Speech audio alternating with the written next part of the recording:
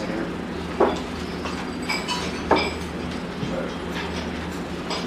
Okay, inspired by recent events. This piece is called Apology. Look, I just need to say this while I have one more minute to live. I realize I did bad things in my life. I'd like to tell you I was just following orders, but we both know that isn't all there is to it. I grew up in a poor neighborhood. My dad was a monster, my mom was a victim, and me and my sister just did everything we could to survive it. I learned early on that you have to get the jump on the predator, or he'll get it on you. It isn't always a guy either. When I was still in high school, one of the guys I drank with gave me a flyer.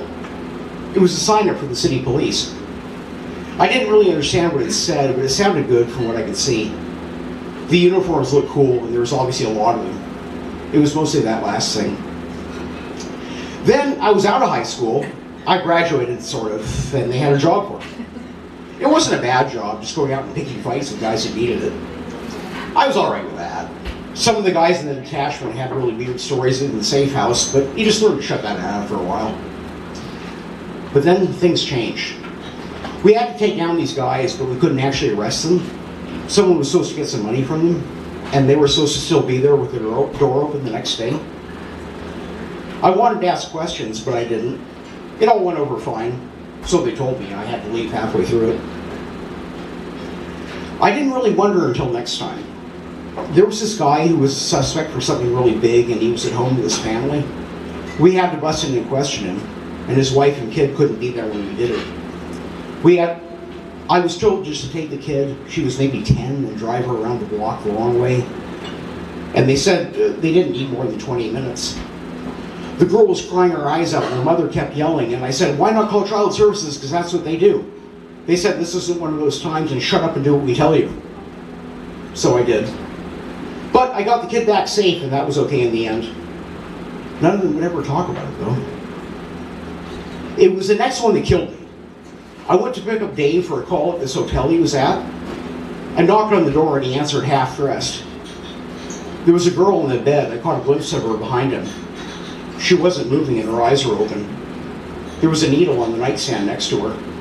He tried to block my view, but I saw it, and he knew it. He said he was having a problem, and he couldn't go with me because he was sick. So I called in, and I got someone else to go with me. It was just some domestic call, no big deal. But I was scared out of my wits by now. He threatened me later when we were alone at the precinct. I've never brought this up until here, but I want whoever reads this to know that I saw it. The last time was the last straw, and that's what I'm really leaving this here for. I was just told to drive the car, that's all there was to it. So there were two of the guys in the back with the suspect. I thought they had just arrested him. He kept yelling they couldn't do this, and he'd go to court like he was going to. One of them told him to shut up several times, and when he didn't, the guy just punched him. And then he was bleeding out of his mouth, and he said, hey, I said, hey, we can't bring him in like that. And they said, we're not bringing him in, dumbass. And they told me just to drive somewhere else. It was some side road way off from where we were supposed to be going, and they told me to stop, and they dragged him out. I sat there for maybe 5 minutes before I heard it, and I actually managed to convince myself that it was a car backfiring that I heard. The guys came back in a little while later with the suspect, and I asked what happened to him. They said they let him off with a warning. This is never what I wanted, and there's no going back now. I tried to do this honestly, and it didn't work, and I don't know who to blame.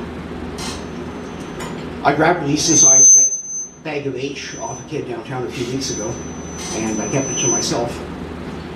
After I finish writing this, it's all going in my arm at once. I want whoever reads this to know why.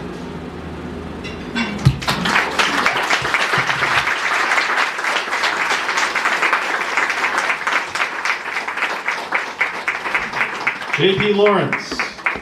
Susan Cormier, what was